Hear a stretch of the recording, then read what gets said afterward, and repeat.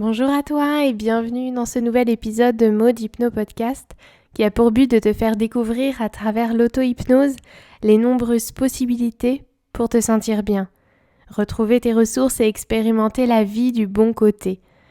Bien sûr, d'autres épisodes sont disponibles sur Spotify, Apple Podcast et YouTube si tu souhaites découvrir des solutions simples et naturelles qui alignent ton corps physique, ton mental et tes émotions. Aujourd'hui, j'avais envie de te parler de la notion de contrôle. Lors des rencontres que je fais en atelier, pendant les sessions d'hypnose, de découverte ou même les consultations, c'est un sujet qui revient régulièrement.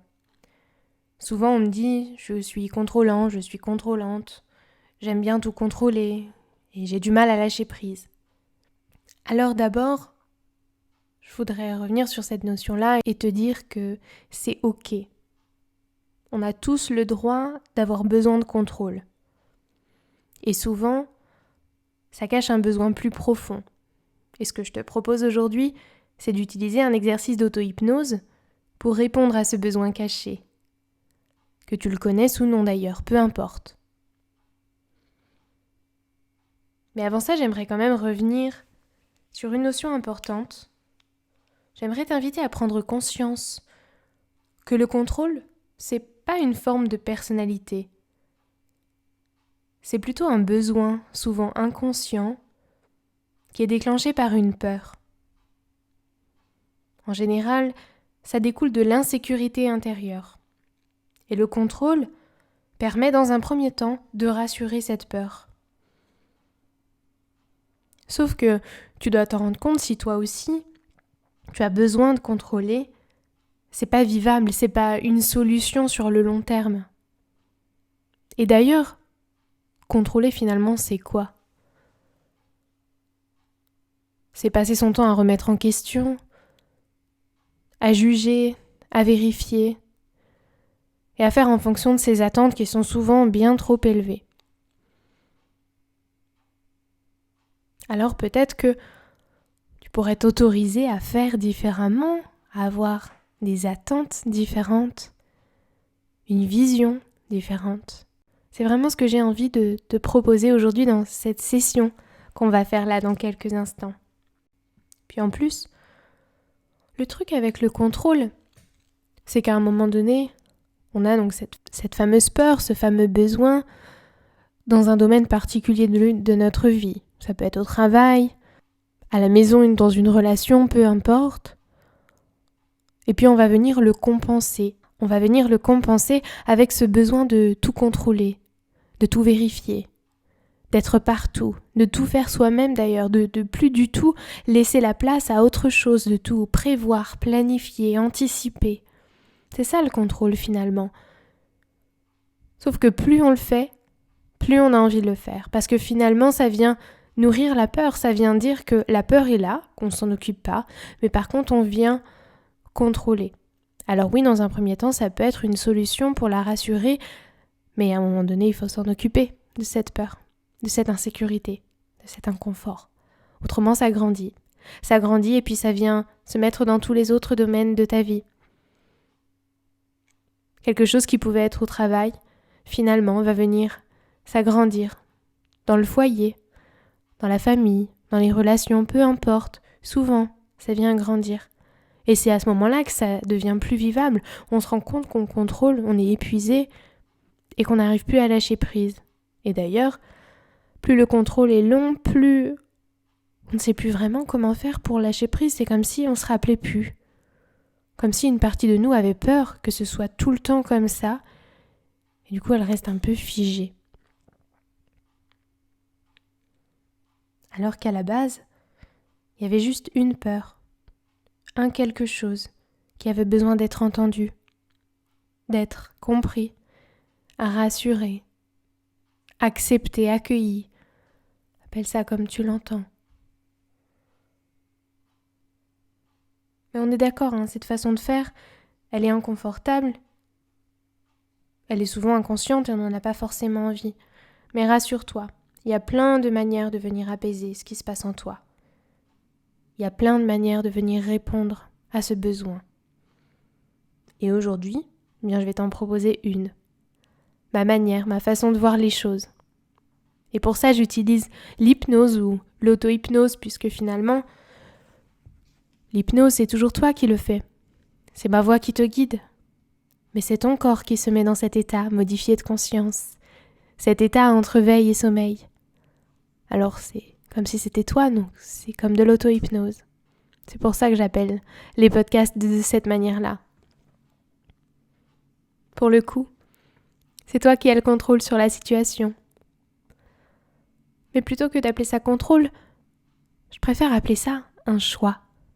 Le fait de choisir, de se laisser porter dans un moment pour venir répondre à quelque chose qui se passe à l'intérieur, que tu ne connais pas encore. Et tu sais pas si tu vas le découvrir d'ailleurs. Ça, c'est plus de la notion du lâcher-prise. D'ailleurs, c'est quoi le lâcher-prise ? Pour moi, le lâcher-prise, c'est arrêter de lutter. C'est s'autoriser à vivre ce qui se passe vraiment à l'intérieur de toi, sans vouloir le changer, le transformer. C'est juste accueillir, accepter que c'est là. Laisser de la place à ça. Revenir dans le moment présent, dans les sensations du corps. Observer la manière de respirer, les parties tendues, crispées, ou au contraire, les parties détendues.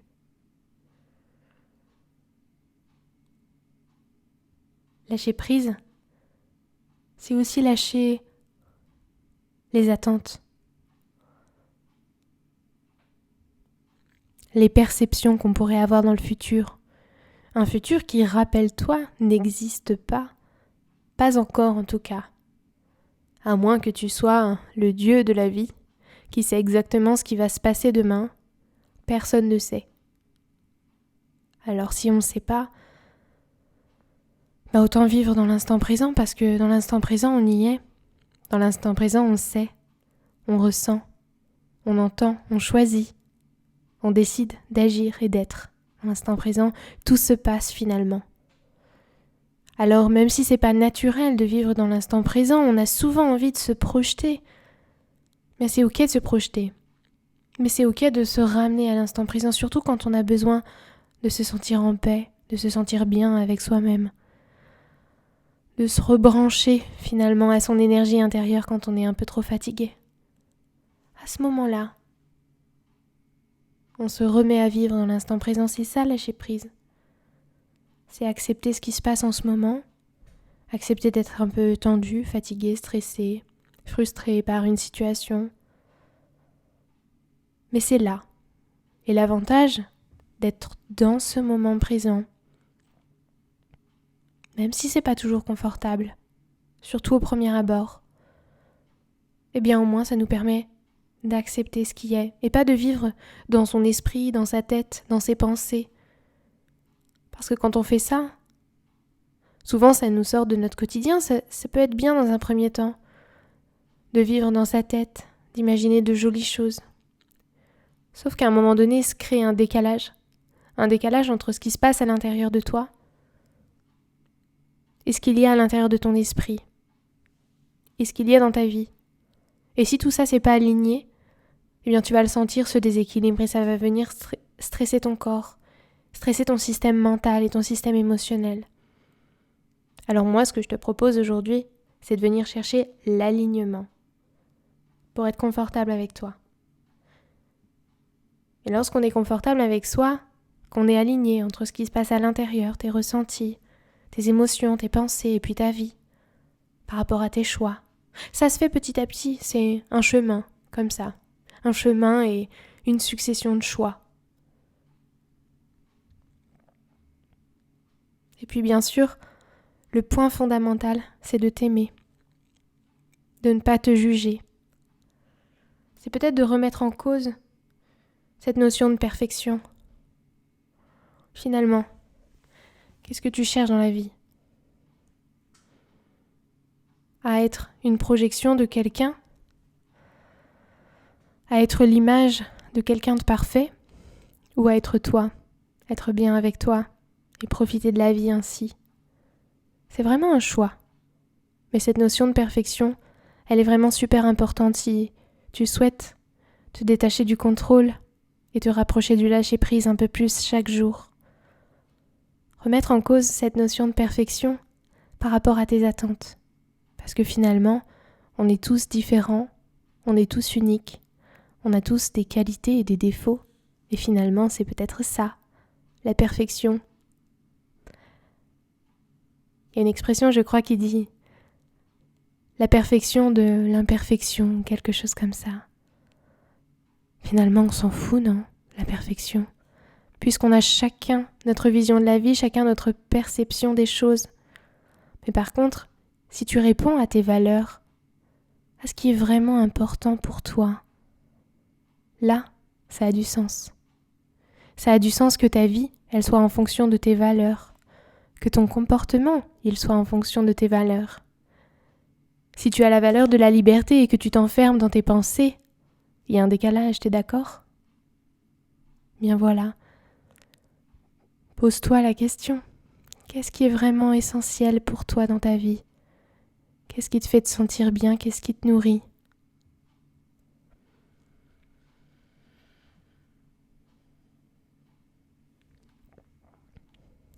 Alors si tu veux bien, t'installer confortablement si c'est pas déjà fait.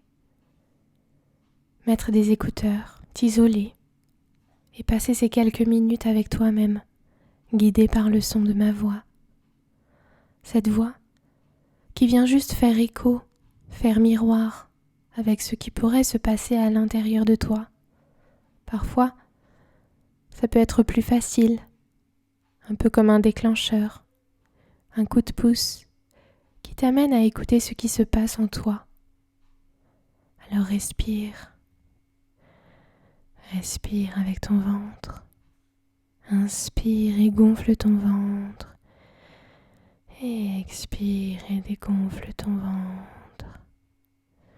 Inspire. 1, 2, 3. Expire. 1, 2, 3. Observe en même temps que tu respires comment le corps physique réagit. Concentre tes pensées sur l'observation de ce corps. Comment est la tête, ta mâchoire? Est-ce qu'elle est serrée, relâchée? Et tes épaules? Et tes bras? Est-ce qu'il y en a un plus lourd que l'autre? Ou ils sont tous les deux pareils? Ou peut-être plus légers? Qu'est-ce qui se passe dans ton dos? Est-ce que tu remarques que quand tu respires avec ton ventre, ça masse le dos?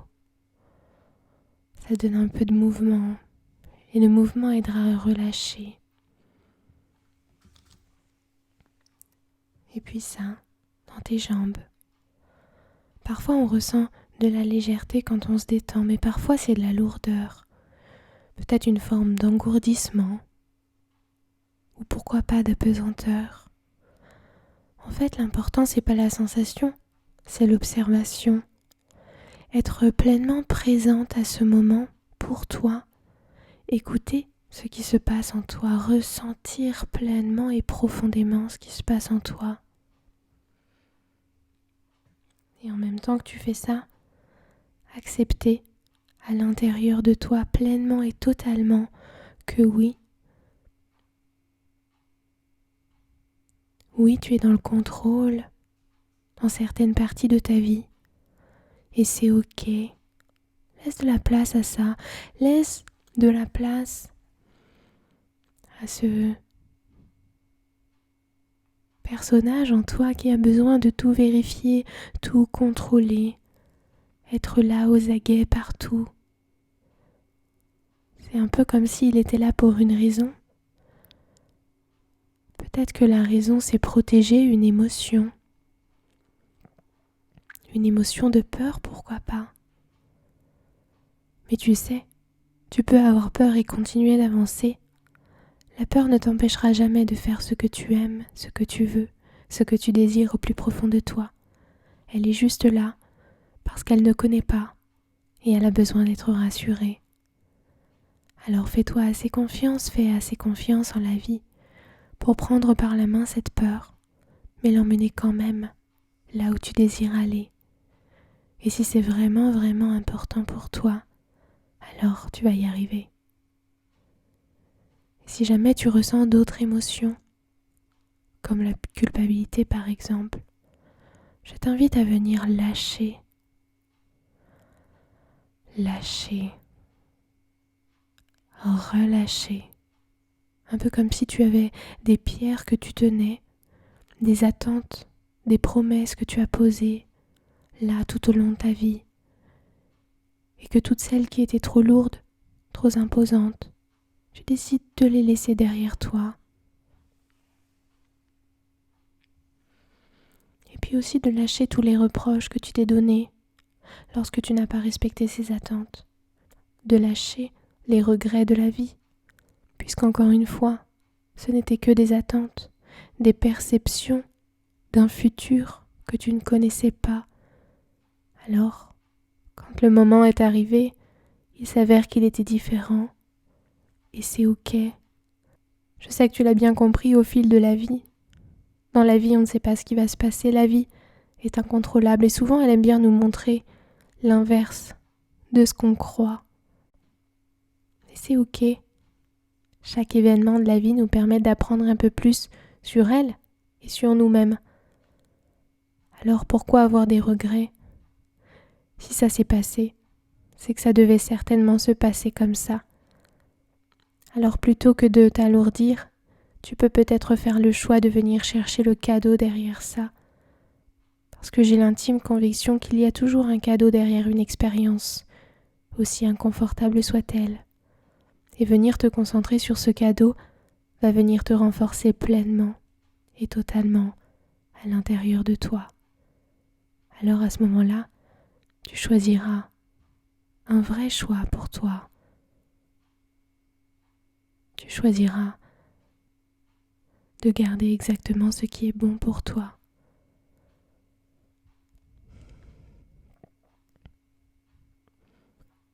Faire ce choix-là, c'est aussi renoncer à l'autre choix. Et c'est ça, lâcher prise. C'est se dire qu'on a fait ce choix et que l'autre s'en va. Et c'est ok. De toute façon, on ne peut pas tout expérimenter. On ne peut pas tout percevoir, tout anticiper. Mais si on est en paix avec les choix qu'on fait, qu'ils résonnent auprès de notre cœur, eh bien, tout est plus facile. Je t'invite à faire l'expérience. Et si ça peut t'aider, tu pourras imaginer que tu es comme un grand oiseau avec de magnifiques ailes et que là, tu imagines que tu viens t'envoler au-dessus de ta vie. Peut-être que tu t'envoles au-dessus de chez toi. Mais peut-être que c'est autre chose, que tu t'envoles au-dessus d'une expérience passée, au-dessus d'une attente très forte, au-dessus d'une promesse que tu te sens que tu as à respecter, aussi lourde soit-elle. Imagine que tu prends de la hauteur, que tu prends du recul. Peut-être que ça pourrait t'aider à voir les choses différemment, à changer d'angle de vue, changer de perception de la vie. Peut-être qu'à ce moment, tu pourrais faire le choix. Faire le choix. Le choix de regarder la vie dans le sens qui est bon et utile pour toi. Car prends conscience que quand tu regardes la vie avec les yeux de la peur, c'est aussi un choix. Le choix de subir plutôt que de vivre. Et pour moi, le choix de vivre, c'est de choisir par amour pour toi tout ce que tu aimes, tout ce qui t'appelle, tout ce qui te nourrit, tout ce que tu désires. Et faire ce choix-là, c'est aussi faire le choix de te sentir en paix de te sentir plus serein.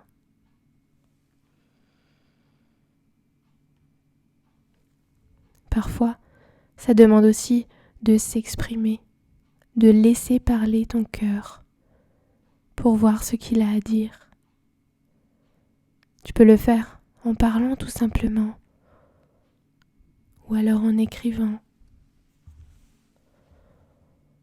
Tu peux simplement imaginer qu'en fermant les yeux, intériorisé à l'intérieur de toi,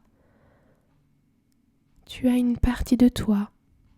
Tu sais, un peu comme ton enfant intérieur, un petit personnage qui te regarde, qui est une partie de toi qui te ressemble. Tu peux imaginer cette petite fille, ce petit garçon à l'intérieur de toi et lui dire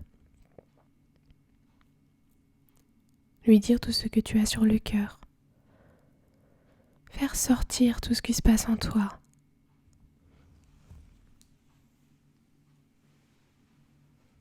Pour retrouver cet alignement, cette vérité, cette authenticité avec toi-même. Et puis si un jour tu ressens le besoin de l'exprimer avec l'extérieur,